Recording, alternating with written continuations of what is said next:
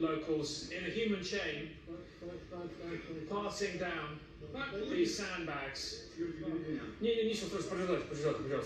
They're just asking, who we are, what are we doing? And you can see down here where this all comes from. It's just the banks of the shoreline here. You can see that big excavator pulling out the sand, putting it in piles, and then ordinary young people here, predominantly 20s, 30s, shovels filling up the sandbags, a huge pile, someone's just trying to come through here from the left here with empty bags, a huge pile filled up into the vans and then taken into the city centre. And we've seen how they form part of the city's defences here. This is the coastline, which every day people are concerned they might see a Russian amphibious landing on. It's kind of crazy to imagine that in summer people were here in their bikinis. Actually, we saw somebody yesterday going for a dip.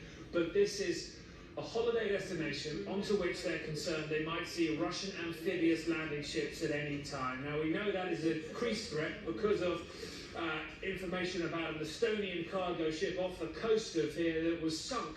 And Ukrainian officials say from Russian shelling. They were trying to use it basically as some kind of civilian shield to allow themselves to approach the coast here.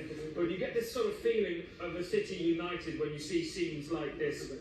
The volume of sandbags, almost more than they can get trucks to take away at this point. And it's filling up the city centre, it's blockading parts of the centre, it's the Opera House. I have to tell you, John, I mean, it's dark, frankly, having people of the age we're seeing here in their 20s and 30s passing around a picture of fortifications of the Opera House in Odessa in 1941 and saying to themselves that they're having to do exactly the same thing now. One man told me he wept when he saw that. Others have said that their grandmothers simply cannot imagine that similar scenes are occurring in 2022 than they saw in 1941 when the Soviets fought off the Nazis. And that's the kind of, it's not irony, it's the dark contrast here between people who are seeing this Soviet aggrandization from Vladimir Putin for their restored sort of broader territory, which seems to be behind this invasion of Ukraine, contrast with the feeling they have that they're having an invasion by the Nazis all over again. You were mentioning Kherson earlier on, John. I should just tell you what we're hearing from residents there now, which is equally troubling. They're talking about a convoy that's moved into the town of Kherson. Civilians, they're now seeing humanitarian, it seems, trucks parked up in the central square, big white trucks that they fear may be about to hand out humanitarian aid.